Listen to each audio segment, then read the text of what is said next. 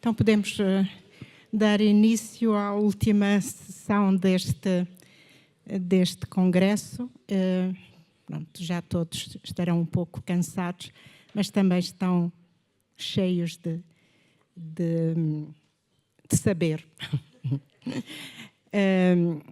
Então vou passar a apresentar os últimos participantes.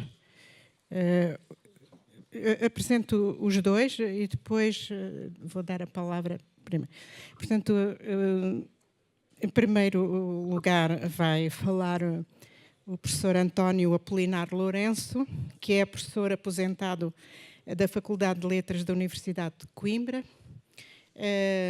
onde lecionou disciplinas muito ligadas a todo este nosso encontro, estudos pessoanos.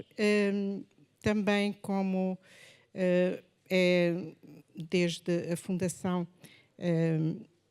integra desde a sua fundação a Comissão Executiva do Centro de Literatura Portuguesa, é autor de vários livros e artigos publicados em vários países, Portugal, Espanha, Brasil, Estados Unidos.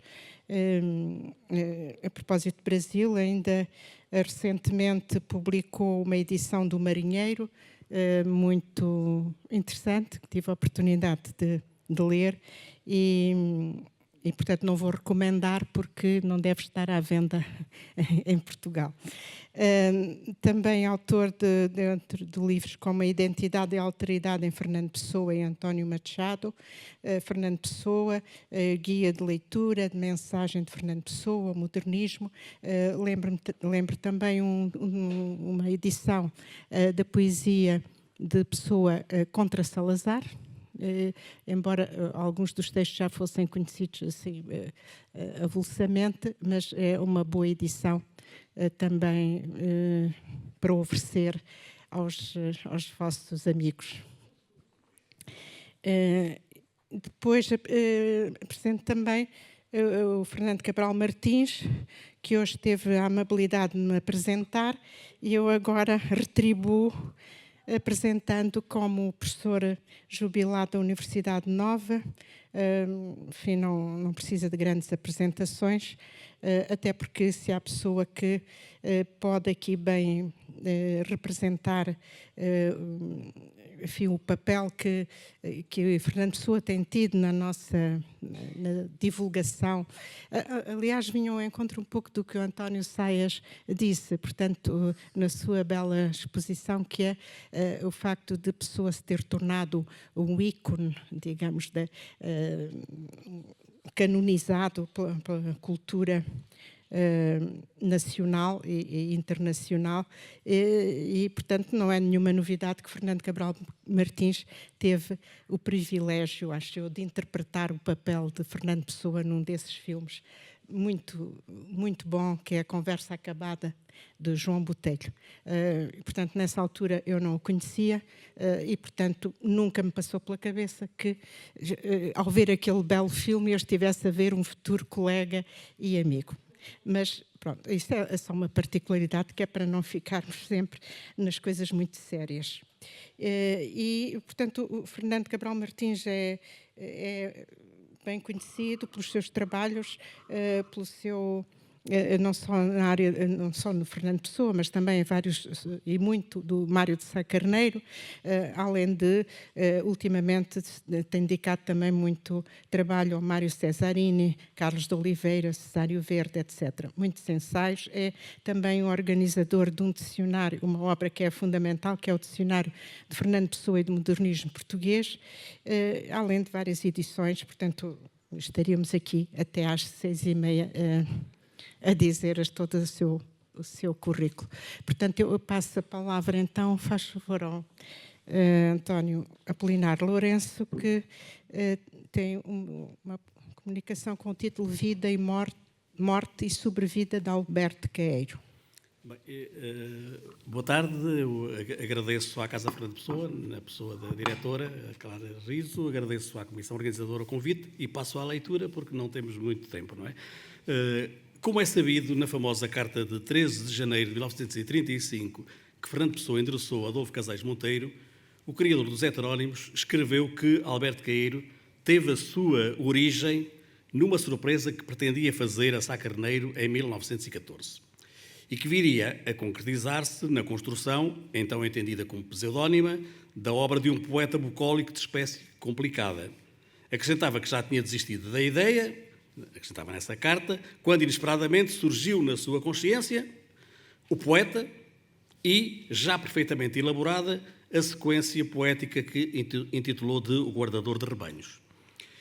Entre as leituras poéticas e filosóficas que ocupavam o poeta português por esses anos, sobressaíam os clássicos greco-latinos, nomeadamente o poeta latino Quintos Horátios Flacos, que viveu no século I a.C. e está presente na Biblioteca Particular de Pessoa, na qual se encontra o exemplar das Ouvres de Horácio, datado de 1909, com os poemas em latim, mas comentados e anotados em francês.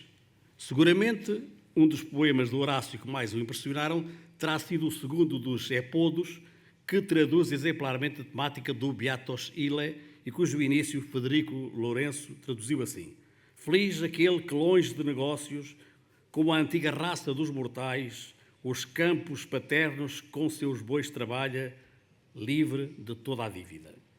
Não parece necessário continuar a citação para nos darmos conta do modo como este e outros poemas horacianos estão na origem da poética neopagã de Alberto Caeiro e do seu discípulo Ricardo Reis, ou mesmo de um mecanismo intelectual que conduz de Horácio a Caeiro, similar, no fundo, ao operado na metamorfose de Pessoa, na personagem que viria a ser o seu próprio mestre, o poeta sensacionista Alberto Caeiro.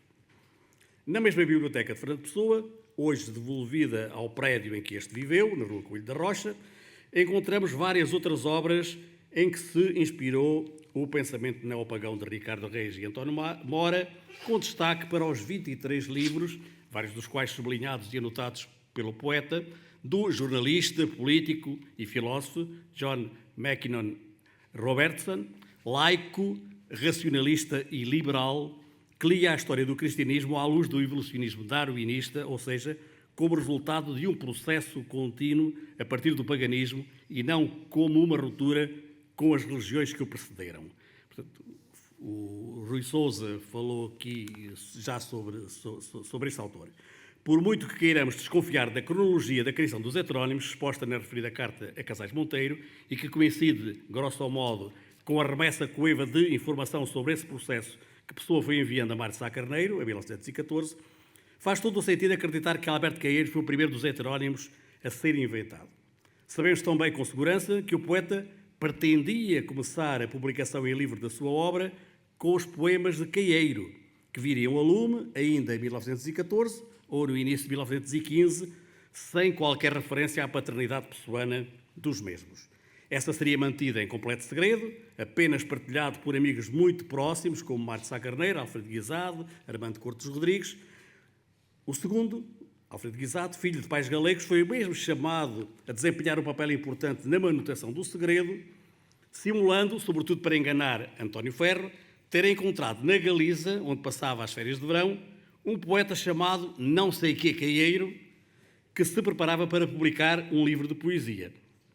Em 5 de junho de 1914, em carta à mãe, de que guardou cópia destinada à integração no livro do Desassossego, Pessoa lamentava-se da tristeza provocada pela saída de Lisboa dos seus melhores amigos e da tia Anica, respectivamente para Paris, Porto, Galiza e Suíça, anunciando-lhe ainda que iria publicar o seu primeiro livro. Mas nem à mãe confessa o segredo que Mário Sá Carneiro manifestava epistolarmente não compreender, que o nome de Fernando Pessoa estivesse ausente da capa do livro de Caeiro, em vez de este assumir orgulhosamente a autoria da obra. Caeiro nem sequer podia ter nenhuma espécie de associação com o paulismo, o que Sá Carneiro também lhe estima, em carta de 27 de junho de 1914, para que futuramente o seu nome não fosse associado ao grupo que constituiu o Orfeu. Portanto, era um poeta isolado. Quando, em 19 de janeiro de 1915, Pessoa afirma em carta a Armando Cortes Rodrigues que mantém o propósito de lançar pseudonimamente a obra Caeiro Reis Campos, é possível que esta afirmação signifique que o projeto de publicar separadamente as obras dos poetas que inventou tenha começado a esmorecer embora no Orfeu I, entre os livros produzidos pelos colaboradores da revista, surja o nome do livro de Álvaro de Campos, Arco do Triunfo, como obra em preparação. Voltando a 1914, Fernando Pessoa chegou, inclusivamente, a imaginar o livro de poesia de Caeiro já publicado e a improvisar uma entrevista desse poeta com um português exilado em Vigo, que recebera o livro enviado de Portugal. O autor de O Guardador de Rebanhos confessa-se nessa entrevista, fictícia, claro, e cito, perfeitamente e constantemente ateu e materialista. Acrescentando, cito de novo, não houve nunca um materialista e um ateu como eu. Mas isso é porque o materialismo e o ateísmo só agora em mim encontraram o seu poeta. A espiritualidade mística da Renascença portuguesa, e em particular Teixeira de Pascoais e Guerra Junqueiro, merecem-lhe uma censura agressiva e provocatória que Pessoa claramente não preferia. Na verdade, estava tudo planeado para dar a maior projeção possível ao aparecimento do novo poeta, como se comprova nos materiais disponibilizados por Jerónimo Pissarro e Patrício Ferrari, na sua edição da obra completa de Alberto Caeiro. Entre outros amigos e conhecidos, Pessoa contava com Sá Carneiro, Alfredo Guisado, Cortes Rodrigues, Carvalho Mourão e Boa Vida Portugal, para escreverem sobre a poesia de Caeiro em diversos órgãos de imprensa. Aspiravam mesmo a ter eco em publicações culturais estrangeiras, como o Mercure de France. E é curioso que o poeta tenha escrito num dos seus apontamentos sobre as recensões esperadas, relativamente a um jornalista conservador e polemista, hoje esquecido, se Albertino da Silva pudesse falar, mesmo que atacasse. Uma das publicações de que Pessoa pretendia tirar partido era a Águia, onde ele próprio publicaria uma recensão de que deixou largo testemunho, também reproduzido pelos organizadores da obra completa. De acordo com o texto recuperado, seria um artigo engenhoso, pela forma como o criador aparentemente se desvinculava da criatura, à qual reconhecia gênio e originalidade, mas sem se inibir de apontar divergências e de denunciar várias incongruências poéticas e ideológicas em Caeiro que desconstroem a obra do mestre em termos que antecipam os avisos que Jacinto Prado Coelho veicularia mais tarde no livro que publicou em 1949, Unidade e Diversidade em Fernando Pessoa. Caeiro, escrevia Pessoa, não é um poeta dos sentidos, mas da inteligência. Ou não é mesmo um poeta, mas e cito, metafísico à grega, escrevendo em verso teorizações puramente metafísicas. Deste modo, também o seu materialismo está longe de ser espontâneo, pois a tendência natural de Caeiro, dizia Pessoa, é antes para a abstração. Por exemplo, quando generaliza em árvore aquilo que singularmente é um carvalho, um sobreiro ou um eucalipto. Consequentemente, Pessoa não vê em Caeiro, que não é ainda o seu mestre, o maior poeta do mundo, não o vê como o maior poeta do mundo, mas apenas um dos maiores da nossa época e da nossa terra. E depois volto a citar, assim como para materialista, dizia Pessoa, sobre um livro que estava a recensear e que não existia ainda, não é? Assim como para materialista o acho espiritualista em extremo e como para poeta o acho filósofo em excesso, para espontâneo acho consciente demais. Considera-o ainda um poeta assombradamente original, independentemente de saber se ele tinha lido ou não a obra de Walt Whitman, que obviamente não leu como personagem do drama em Gente, tal como não leu Robertson, que foi profusamente anotado por Pessoa, porque a biografia fictícia de Caeiro não permitia que ele tivesse feito estas leituras, mas que Caeiro absorveu como persona pessoana enquanto projeção intelectual do seu criador. Na biblioteca de Fernando Pessoa encontram-se 2 livros do Walt Whitman, Poems, não datado, mas publicado em 1895, e Leaves of Grass, de 1909. Porém, com registro de data de aquisição e assinatura de Fernando Pessoa, 16 de maio de 1916, por isso este segundo não o tinha lido quando criou os heterónimos. O outro sim, leu com atenção, o possuidor da obra era Alexander Serge, portanto ele fazia isso muitas vezes, de assinar como possuidor da obra alguma das suas personagens, e a assinatura de Alexander Serge, como proprietário de Poems, transporta-nos para a segunda metade do século para a segunda metade da primeira década do século XX, quando este pré-heterónimo de língua inglesa ocupava a atenção criativa de Pessoa. A recusa de um Deus transcendente, quando este se manifesta em todos os objetos e a todas as horas, o enaltecimento do comportamento dos animais, que não se lastimam da sua condição e não aspiram a ser uma coisa diferente do que são, o assombro perante a espantosa realidade das coisas, o ritmo paragráfico, são pontos de confluência dos discursos poéticos de Whitman e Queieiro. Tendo sido pensado como um caso particular e isolado dentro da literatura portuguesa, Queieiro nasceu também sob a ameaça de uma morte rápida, a ocorrer logo a seguir à publicação do livro, ou seja, ainda em 1915. É verdade que vários poemas de Alberto Queieiro foram concretizados fora do quadro cronológico da sua vida fictícia, mas, na verdade, o núcleo central dos seus poemas, os que correspondem a O Guardador de Rebanhos, estava no essencial concluído no final de 1914. A acreditar nas propostas de datação de redação dos editores dos fragmentos pessoanos, é sobretudo a partir de 1916 que Alberto Queieiro se transforma em Mestre Queieiro. Portanto, não era ainda o Mestre Queieiro antes disso. Mestre Queieiro, malgré soi. E no ponto de partida de um processo de restauração poética do paganismo, através de um panteísmo que nunca assumiu doutrinariamente. Mestre de Ricardo Reis, desde logo, que nos projetos de escrita do prefácio à poesia de Queieiro, ou apenas de O Guardador de Rebanhos, se anuncia como seu único discípulo, sendo por isso, logicamente, a pessoa a quem a família do poeta camponês, recentemente falecido, solicitou esse texto profecial. Para António Mora, designado por Pessoa doutrinador do neopaganismo português, Queieiro é, sobretudo, tal como Ricardo Reis, o exemplo da expressão poética do novo paganismo.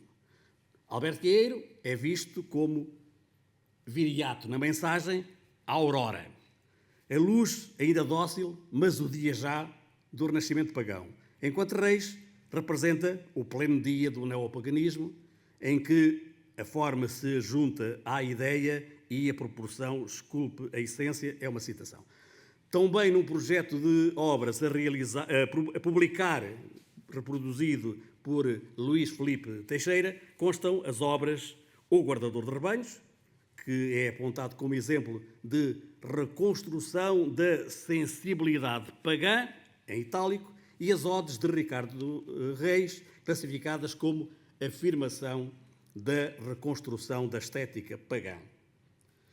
Após o fracasso do plano de publicação do livro de Alberto Queieiro, Fernando Pessoa esperou pela sua própria revista, com o nome de divindade pagã, Atena, para publicar pela primeira vez poesia de Queieiro e de Ricardo Reis. No caso do mestre Queieiro, a publicitação de uma nutrida seleção de poemas provenientes de O Guardador de Rebanhos ocorreu no número 4 do volume 1 e único da revista, referente a janeiro de 1925. A secção tem como título Escolha de poemas de Alberto Queieiro, seguida das datas do seu nascimento e da sua morte, 1889-1915, e tinha como subtítulo De O Guardador de Rebanhos, 1911-1912. Portanto, ainda não tinha sido criado, não é, por Fernando Pessoa. Ou seja, a efabulação e a mistificação autoral mantinham-se, mas o efeito não poderia ser idêntico ao que teria provocado, 10 anos atrás, a aparição nos escaparates portugueses de um livro completo, de um autor desconhecido e com um discurso inesperado. Enfim, eu dava tudo para, para que o projeto estivesse num momento paralelo, concretizado, para ver o que é que acontecia ao Fernando Pessoa. Sintomaticamente, Alberto Queieiro tem ainda no mesmo número da Atena o suporte que constitui a segunda parte dos apontamentos para uma estética não aristotélica, que surge logo na página seguinte, o artigo começa logo na página seguinte, ao final dos versos de Queieiro. Recordemos o parágrafo final dos apontamentos, nos quais Álvaro de Campos afirma só terem existido até ali 3 manifestações de arte não aristotélica. Os assombrosos poemas de Walt Whitman, os mais que assombrosos poemas do seu mestre Queieiro e as odes que ele mesmo publicara no Orfeu. Assim, o Queieiro solitário, e até com tiques provocatórios que legará a Álvaro de Campos, irá adicionando discípulos póstumos, entre os quais o próprio engenheiro naval, à medida que este vai passando a desempenhar o papel de verdadeiro e tendencialmente exclusivo alter ego de Fernando Pessoa. O reconhecimento da genialidade da obra pessoana pelas novas gerações de escritores e críticos contribuiu, sem dúvida, para reforçar a confiança do poeta no seu trabalho, levando-o a retomar, não sei se isto é assim tão mecânico, levando-o a retomar projetos que provisoriamente marginalizara, nomeadamente o Fausto, o livro do Desassossego, o livro nacionalista Portugal, que depois foi a Mensagem, ou a reflexão sobre a heteronímia, finalmente assim designada, a partir da tábua bibliográfica publicada na revista Presença.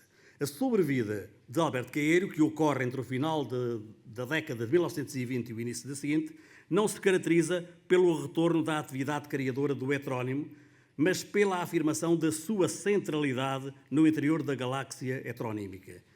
Isso é sobretudo visível nas notas para a recordação do mestre Queiro, que também sob a assinatura de Álvaro de Campos, Fernando Pessoa fez publicar na revista Presença, número 30, 1931, nas quais, enfim, o Pessoa,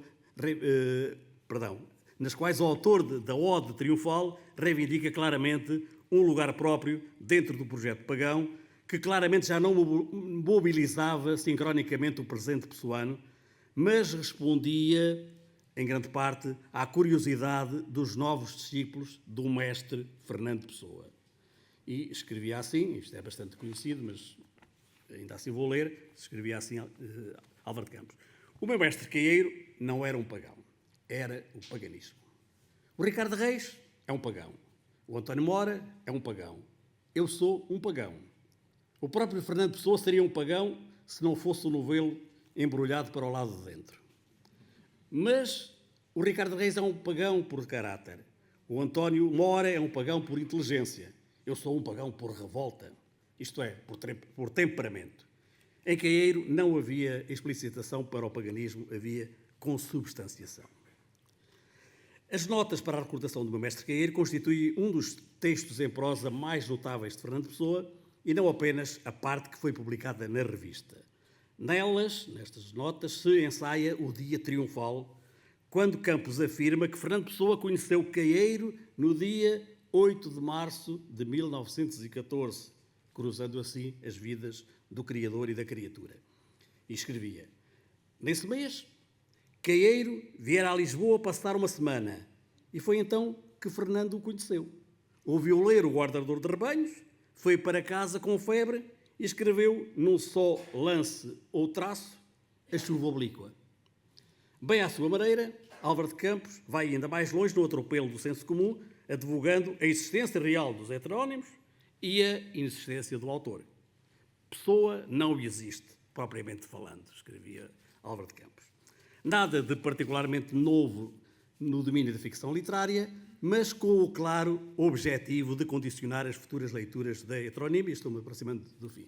Habilmente, a carta a Adolfo Casais Monteiro mencionada permite alimentar a ideia de um poeta que se desdobra em poetas, ou seja, que produz sincronicamente várias vidas e obras em simultâneo, ainda que a formulação do discurso permita a possibilidade do leitor ter uma leitura diferente. Como escrevo em nome destes três? Questionava-se o poeta nessa carta, não é? Que afinal era quem escrevia tudo, não é? Como escrevo em nome destes três. Quanto à data exata do dia triunfal, traduzida nas notas pelo encontro entre Pessoa e Queiro, pode afinal ter ocorrido menos triunfalmente no dia 4 de março, que se encontra registado como data de redação nos testemunhos mais antigos de alguns poemas de O Guardador de Rebanhos. Essas datas foram corrigidas na cópia que serviu de base às edições impressas para 8 de março, constituindo uma falsa data real que, por sua vez, não coincide com a data fictícia registada no Orfeu, não é? 1911-1912. Assim funcionava Fernando Pessoa. O dia 8 de março é, na verdade, aquele que consta no segundo número da revista Orfeu como data de redação do poema intercessionista Chuva Oblíqua. E foi esse o poema que o poeta elegeu, como testemunham as notas e a carta a Casais Monteiro, para registar o regresso de Pessoa Caieiro a Pessoa ele só. Isto também é a relação de Pessoa na carta a Adolfo Casais Monteiro. Bem sabemos que esta orquestração autoral fascinou profundamente os primeiros grandes críticos de Fernando Pessoa, incluindo Otávio Paz, Eduardo Lourenço, enfim, muitos outros. Contudo, os textos que aqui comentámos demonstram que Fernando Pessoa nunca se diluiu nas suas personagens e teve sempre pleno controlo do ato criativo. É a minha opinião. Verdadeiramente, o asterismo de Álvaro de Campos nunca foi um perigo para a vizinhança.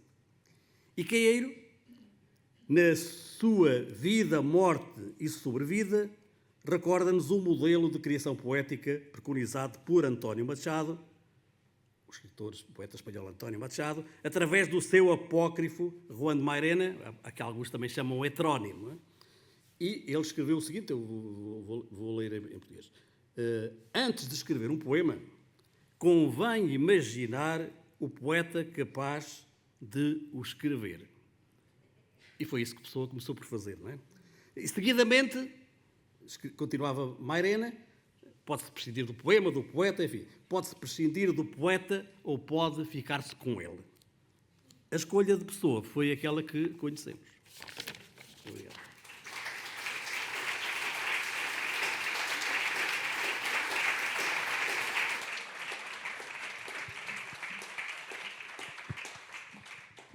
Obrigada, então. Vou passar, então, dar a palavra ao Fernando Cabral Martins, cujo o texto se intitula A Heteronímia e o Oculto.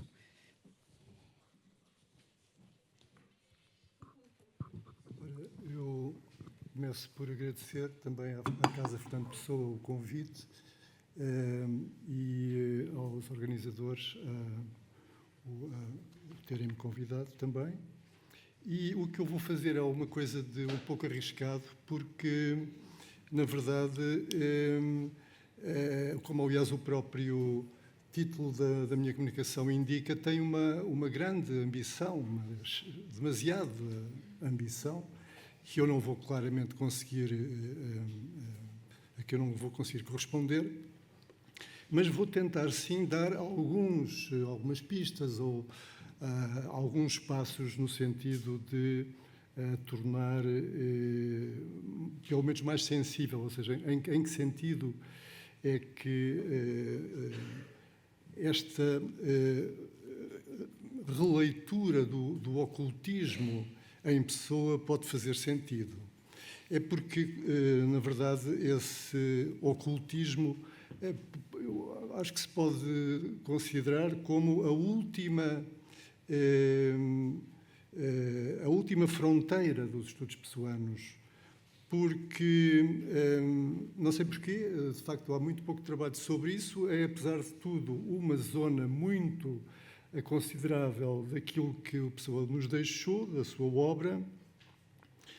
Eu suponho que uma das razões para isso é certamente o facto de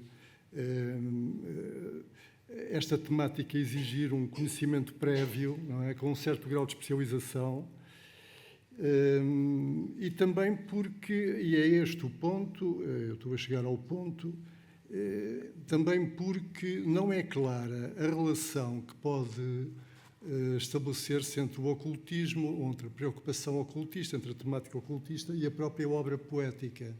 E eu acho que nós tendemos, em geral, para deixar cair o ocultismo como sendo uma coisa de época, uma coisa de moda, uma coisa de um fenómeno mais ou menos epocal que não atinge verdadeiramente o coração da obra poética. Sabemos que há 3 cartas relevantes a este respeito. Uma é a carta a Mário de Sá Carneiro, do final de 1915, em que escreve, sublinhando a frase, a possibilidade de que ali na teosofia esteja a verdade real me ante. Outra, no ano seguinte, a Tianica, em que relata impressionantes experiências mediúnicas. As duas cartas são conhecidas e testemunham de um entusiasmo pela teosofia que, de resto, nós falávamos hoje de manhã da tradução, lhe advém da tradução que ele fez de livros esotéricos. Depois, a terceira carta é 20 anos mais tarde, a que escreve a Casais Monteiro sobre a gênese dos heterónimos, que todos nós constantemente citamos, em que há aquele último parágrafo sobre a influência do ocultismo que vem corresponder ao facto de, enfim, o Casais Monteiro tinha-lhe perguntado explicitamente sobre isso, porque, de facto, nos últimos anos havia poemas e havia manifestações do Pessoa que indicavam que isso tinha passado a ser importante para ele. O que imaginamos que deve ter tido a ver com a visita, com o célebre episódio da visita a Lisboa de Aleister Crowley. Quer as duas primeiras cartas a que me referi, quer o parágrafo final da terceira carta sobre o ocultismo, apenas são publicadas nos anos 50, na biografia de João Gaspar Simões. E desencadeiam, a partir daí, uma série de comentários, na altura eram relativamente frequentes, que estão ligados aos nomes de António Quadros, Dalila Pereira da Costa, Ivete Centeno, Ángel Crespo ou Pedro Teixeira da Mota, mas que tendem, em geral, a considerar o ocultismo como o elemento sobredeterminante da obra. Portanto, onde aparece o ocultismo, torna-se o elemento sobredeterminante. Isto não é muito convincente para nós hoje, pelo menos para mim não é nada, não é?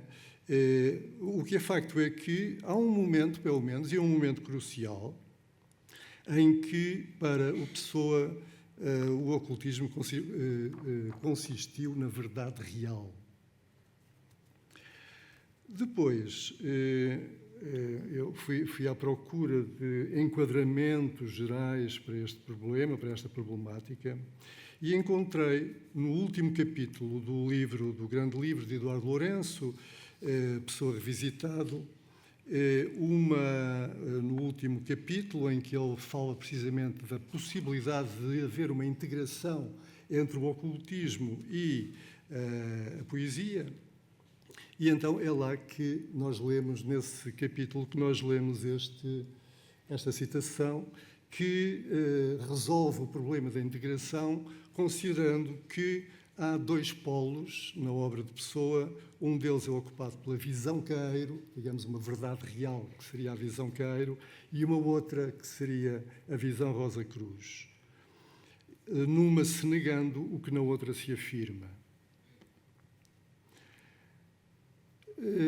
Esta contradição leva, normalmente, a que os comentadores que usam o ocultismo e que integram, que aproveitam essa zona do ocultismo para o comentário de Pessoa, conduz normalmente a elidir o Alberto Queiro e o Ricardo Reis, nomeadamente a Dalila Pereira da Costa, por exemplo, considera-os como não existentes. E diz mesmo que são um empobrecimento anímico e uma esterilização de Pessoa. Portanto, como diz o Eduardo Lourenço, no seu entender, existe uma inconciliação irresolúvel que marca, portanto, o conjunto da obra de Pessoa. E, no entanto, não há, em toda a poesia de Fernando Pessoa, nada mais afirmativo que a pulsão ocultista. Eu poderia responder, no fundo isto é alguma coisa que acorda imediatamente como resposta, pensarmos que o Alberto Queiro tem uma pulsão afirmativa não menos forte.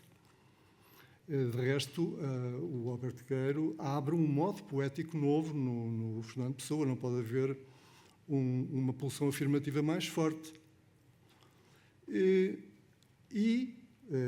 Apesar de tudo, há essa força associada a cada um desses polos, e o Eduardo Lourenço, apesar de tudo, tenta encontrar uma ponte, não é? Uma ligação que não dilacera a obra, não é? Definitivamente cortando-a, deixando uma espécie de grande abismo a meio. E então a hipótese que ele coloca é uma hipótese que me pareceu muito curiosa, esta de que a visão ocultista partilha com a de Queiro a sua idêntica função iniciática. E realmente, num certo sentido do termo, há uma função iniciática no Queiro. Num certo sentido do termo, que eu não sei muito bem configurar.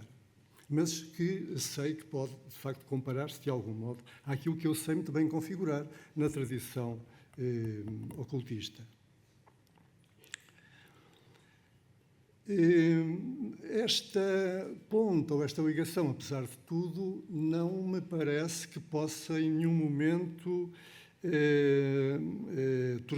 torná-los compatíveis, ou seja, não é uma solução da contradição. Esta contradição não é solúvel, de facto. Na verdade, esses dois polos estarão sempre presentes a desencadear uma tensão ou a criar uma contraversão. E o facto de Alberto Queiro parar de escrever nos anos 30 não pode deixar de nos lembrar que nesses mesmos anos 30 o ocultismo, a temática do ocultismo se desenvolve muito em Pessoa. Portanto, é como se houvesse uma depressão de um lado que contribuiu para um aumento de pressão do outro.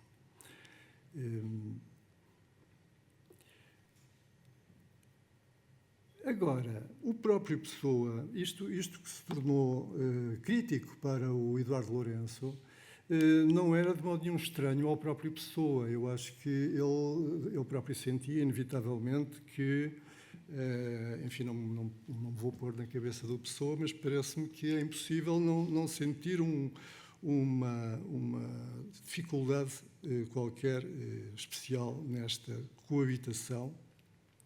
E então tenta ele próprio criar uma outra possível ponte, que é sugerida num apontamento de 1930, que nós sabemos datar de 1930 com alguma precisão, e que diz isto: a criação de Queiro e do discipulato de Reis e Campos parece, à primeira vista, uma elaborada brincadeira da imaginação, mas não é. É um grande ato de magia intelectual, uma magnum opus do poder criador impessoal. Esta associação do mestre Queiro a um grande ato de magia intelectual torna-o, então, próximo do ocultismo, de algum modo. E, ao mesmo tempo, não põe em risco o sistema dos heterónimos, porque esse sistema se fundamenta numa ciência de ver que é transmitida por um mestre e, sobretudo, num poder criador impessoal. No entanto,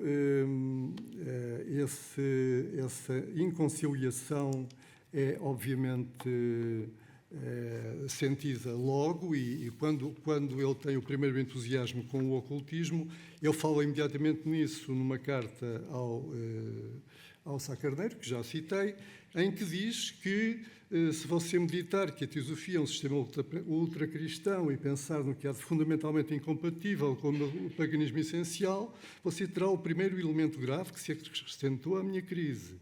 Se depois repararem que a teosofia, porque admite todas as religiões, tem um caráter inteiramente parecido com o do paganismo, que admite no seu panteão todos os deuses, você terá o segundo elemento da minha grave crise de alma. Ou seja, essa crise é por ele identificada como sendo uma noção contraditória, em que o ocultismo é simultaneamente contrário e idêntico ao seu paganismo-sensacionismo. Por via do António Mora,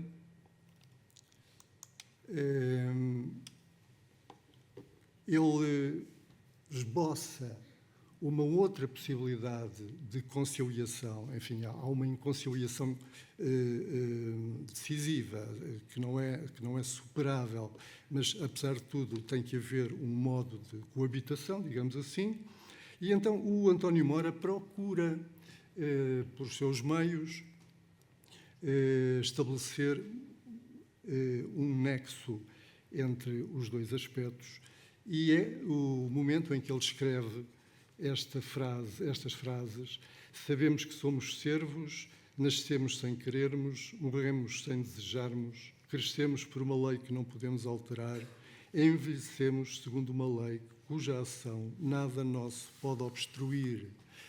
Este modo de tentar resolver a dissensão inconciliável consiste em lembrar que não há apenas coisas que não se podem ver, ou melhor, que não há apenas coisas que se podem ver, não é? Para seguir a ciência de ver do mestre Queiro, não há apenas essas. Também há outras coisas que não existem menos do que essas, mas que não se podem ver. Por exemplo, o destino, não é? Destino. O destino, a palavra destino, refere uma coisa que, por não se poder ver, nem por isso existe menos. No entanto, isto lembra-me que esta questão do tempo, esta hipótese, é um bocadinho frágil, porque, como o próprio Alberto Queiro vai afirmar de uma forma muito rotunda, o tempo não lhe interessa nada. A questão do tempo não lhe interessa. Ele tem aqueles versos famosos: não quero incluir o tempo no meu esquema, não quero pensar nas coisas como presentes, quero pensar nelas como coisas, não quero separá-las de si próprias, tratando-as por presentes. Ele explica isto, dá mais fundamento a esta sua recusa do tempo, mostrando de que modo é que a sensação pode afinar a sua própria inteligência, de modo a ver as coisas elas mesmas, tal como elas são. E então há este poema que me parece muito exemplificativo desse tipo de afinação dos sentidos, afinação da ciência de ver. Ele dá um exemplo que é esta borboleta que passa por diante de mim, e pela primeira vez no universo eu reparo que as borboletas não têm cor nem movimento, assim como as flores não têm perfume nem cor. A cor é que tem cor nas asas da borboleta. No movimento da borboleta, o movimento é que se move. O perfume é que tem perfume no perfume da flor. A borboleta é apenas borboleta e a flor é apenas flor. Portanto, o Alberto Queiro persevera na ideia de que os sentidos são suficientemente inteligentes para se tornarem a base do sensacionismo e que não precisam de ampliação nenhuma, não é? A ciência de ver é uma ciência no sentido literal. E, no entanto, o que nós podemos encontrar num outro documento, de um apontamento solto que não tem data, mas que eu cito porque me parece vir a propósito e que eu vou ler em tradução, é um apontamento em inglês: ver, não compreender, ou melhor, compreender vendo, que é a primeira parte da vida, como quando a criança vê a luz, é o verdadeiro modo da iniciação. Portanto, compreender vendo, todo aquele processo de afinação da sensação, de ciência de ver trabalhada e treinada, é, afinal, uma iniciação, ou pode ser entendida como uma iniciação. Digamos que, quando o Pessoa chega a esta conclusão, ele está a reencontrar-se como ocultista, mesmo sendo um sensacionista, mas reencontra-se como ocultista exatamente na medida em que não está interessado no oculto enquanto tal, preferindo-lhe a poesia. A este respeito, há uma passagem de um texto muito curioso, que é um conto, mas, ao mesmo tempo, um monólogo, um longo monólogo de uma personagem que é a de um filósofo hermético, é esse o título do conto, em que lemos nesse conto esta passagem. Vemos que a intuição, como o mediunismo, são fenómenos do ocultismo inconsciente, de iluminismo inconsciente. E eu vejo aqui, não sei se me acompanham, um regresso ao sensacionismo. Se a sensação é capaz de desvelar o oculto nas coisas, por que não considerar o ocultismo como um iluminismo inconsciente? Se recuarmos a 1907, bastante antes da catástrofe dos heterónimos, se recuarmos a 1907, este poder próprio da sensação, este iluminismo inconsciente, constitui o tema de um conto intitulado The Door, que é uma ficção ao estilo de Edgar Allan Poe, em que o narrador diz ter uma constituição de espírito tão extraordinária que sabe sentir um terror pessoal das coisas mais banais.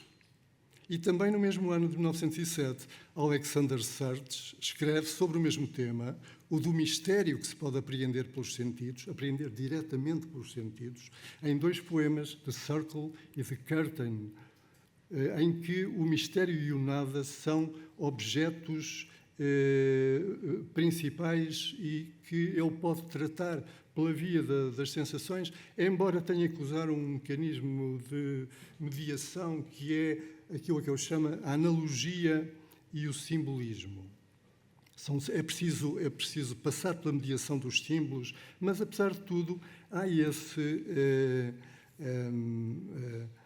essa aproximação entre a analogia universal do ocultismo e a analogia universal das correspondências do Baudelaire.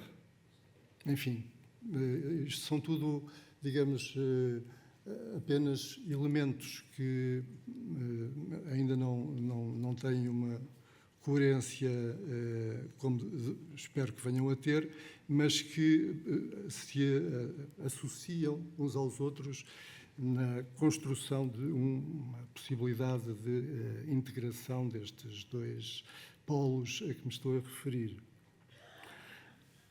Acerca aquilo que poderíamos chamar o estranhamento de Alberto Queiro, que de repente se torna um poeta diferente daquilo que nós estávamos habituados a ler, é muito curiosamente citado pelo Jorge de Sena num artigo que publica sobre Pessoa em 1954.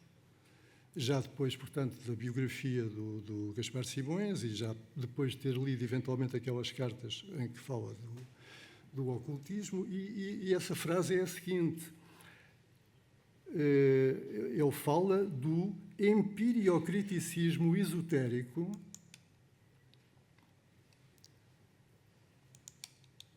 desculpem, não tenho isso passado, não interessa. Espero. É muito curta a citação. O empiriocriticismo esotérico de Alberto Queiro.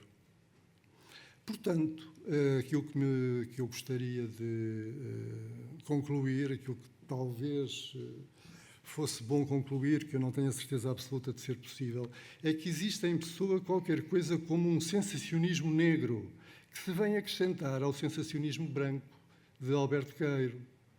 Deste sensacionismo negro, que consiste em identificar intuição com sensação, faz ainda parte uma reconversão do tempo oculto. Este é o último, digamos, o último retoque no quadro, não é? O último elemento que pode ainda contribuir para uma solução daquele problema que tinha ficado para trás, que era do tempo, não é? O Alberto Queiro não quer ter nada a ver com o tempo, mas no conto O Filósofo Hermético, que ainda há pouco citava, lê-se o seguinte: o oculto significa o que não é presente, o que não é atual. Isto pode ser o que já passou, o que virá a ser e também o que é, mas nós não conhecemos. Ou seja, este entendimento do tempo como não tempo, que está no interior das coisas, entra em ressonância com a recusa do tempo, que é própria de Alberto Queiro. As noções de tempo no ocultismo e no sensacionismo ganham, assim, uma maior proximidade. Vou apenas abordar, para terminar, 2 pontos que são têm a sua importância, embora não sejam o essencial, que é o primeiro sendo a questão de percebermos se o Pessoa acreditava ou não na tal verdade real do ocultismo. Porque o ocultismo, de facto, e é por isso que há tão poucos críticos pessoanos que sejam ocultistas, que tratem do ocultismo, é que o ocultismo é preciso acreditar nisso, não é? Eu não posso ser ocultista e não acreditar nada naquilo, aparentemente, não é? Imaginaria eu, não é? Seria a mesma coisa que ser Papa e ateu, simultaneamente. O Stefan Dix, num artigo recente sobre este tema, diz o seguinte... não tenho, já lá vamos.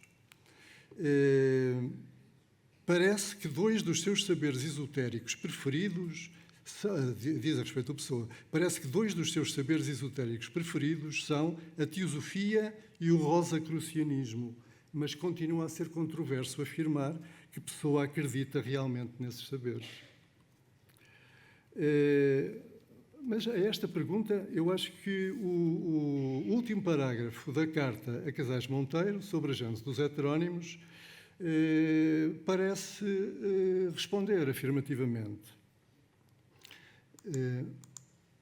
Ele diz: creio na existência de mundos superiores ao nosso e de habitantes desses mundos, em existências de diversos graus de espiritualidade, subtilizando-se até se chegar a um ente supremo que presumivelmente criou este mundo.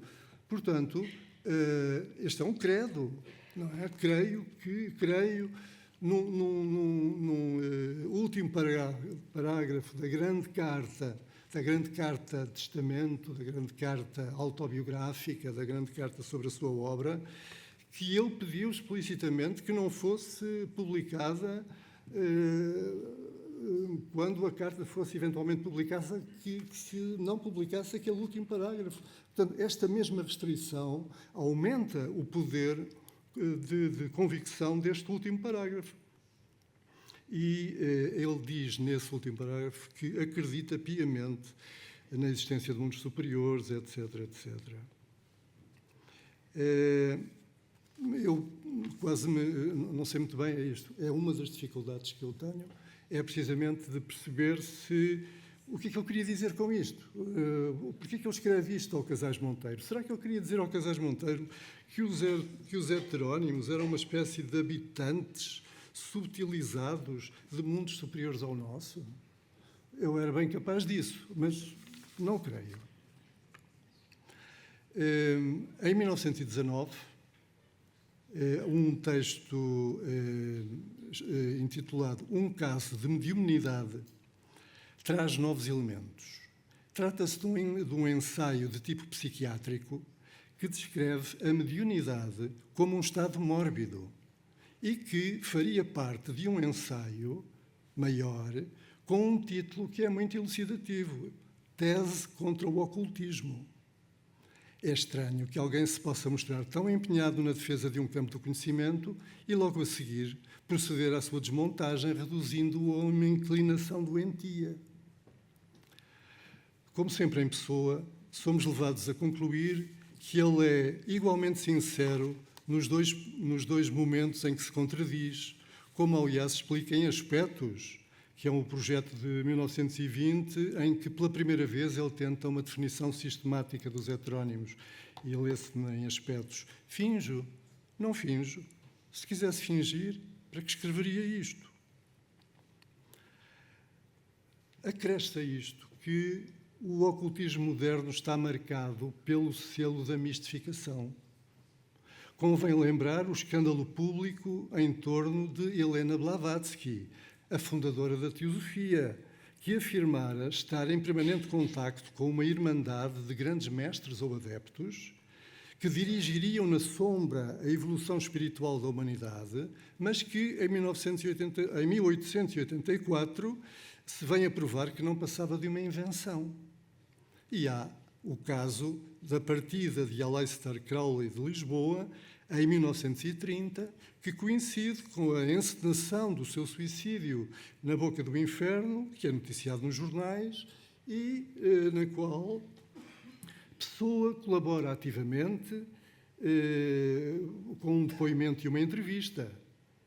O que é o mesmo que admitir, parece-me a mim, que, tanto para ele como para Aleister Crowley, há alguma coisa definitivamente não sério na composição do folclore esotérico. Há um último ponto, este ainda mais por dentro da temática ocultista, é muito rápido, e que tem a ver com o facto de o Pessoa ter afirmado, em 1935, que era iniciado. E ele faz isso numa nota biográfica que distribui datilograficamente, tem um datilografa e depois produz, suponho que por químico, papel químico, e dá a mais de 2 pessoas. E não sei a quantas, mas dá mais do que 2. E nessa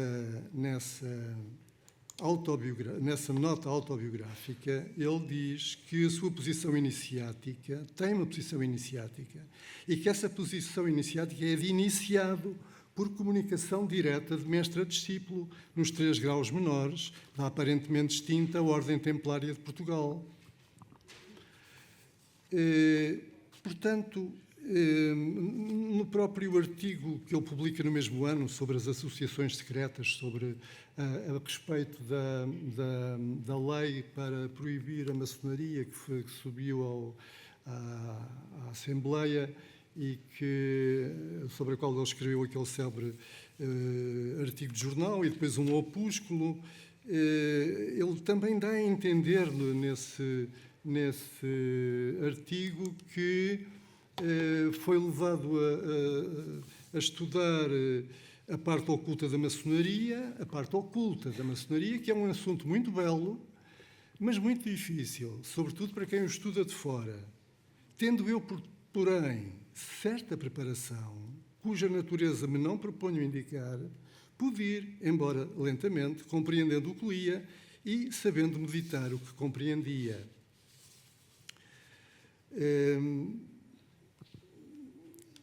Na verdade, Fernanda, já estamos a chegar ao... Sim, tens razão. Segundo não, estou mesmo a acabar com a iniciação, não é? Com a questão da iniciação. É uma altura para acabar, não é? É uma boa altura para acabar. Mas, portanto, é um pouco estranho que num outro, enfim, mais do que um documento, não vale a pena agora esmiuçar, ele fala da Ordem Templária de Portugal como tendo sido extinta há séculos, está numa espécie de vida latente e, portanto, só uma ordem iniciática é que verdadeiramente pode conceder uma iniciação. Portanto, não posso dizer que pertenço à Ordem Templária de Portugal. Posso dizer e digo que sou templário português. O que me parece, assim, para uma conclusão muito rápida, que ele está um pouco no meio, não é? Nem é, nem não é, nem é iniciado, nem deixa de ser. Mas há ainda um outro flashback rapidíssimo que eu gostava de fazer convosco e que é a Carta de Tianica de 1916. Ele diz assim: a Tianica gostava muito de fazer aquelas sessões de mesa de pé de galo, etc. Essas coisas, era muito versada e muito admiradora desse tipo de reuniões ocultistas e espíritas. E então diz-lhe: já sei o bastante das ciências ocultas para reconhecer que o mestre desconhecido que assim me vai iniciando, ao impor-me essa existência superior, me vai dar um sofrimento muito maior do que até aqui tenho tido, e aquele desgosto profundo de tudo que vem com a aquisição destas altas faculdades. Portanto, talvez se possa concluir que Fernando Pessoa ou é um iniciado do interlúdio, um iniciado do intervalo entre ser iniciado e não ser, ou então foi iniciado sem mestre, ou então por um mestre desconhecido, que se calhar é o nome que se pode dar a Alberto Queiro, daquela outra iniciação que, com essa parceria, à primeira vista, incompatível de todo. Na carta a Casais Monteiro, e só para terminar, ele responde de uma forma que parece ser taxativa e terminante. Quanto à iniciação ou não, posso dizer-lhe só isto, que não sei se responde à sua pergunta. Não pertence a ordem iniciática nenhuma.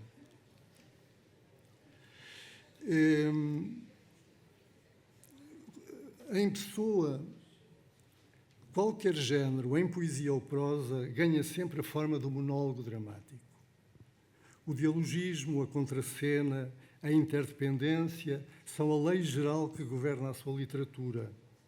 A verdade única não existe, só a verdade partilhada, múltipla. O caso do ocultismo não foge a esta regra. O seu relevo e a sua importância são inatacáveis. No entanto, o ser tomado a sério dura apenas o tempo da sua leitura. Obrigado.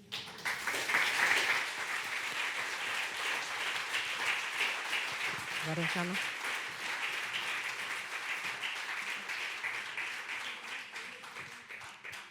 Como já estamos a ultrapassar, já ultrapassámos o tempo que estava previsto, apenas tempo para uma pergunta. Se alguém quiser. E é só mesmo uma, como diz a senhora diretora. Obrigada. Mas pedia então que não se retirassem. Vou só dar a palavra a... Como? Sim, não havendo pergunta, passamos, dou só a palavra à doutora Clara Riso.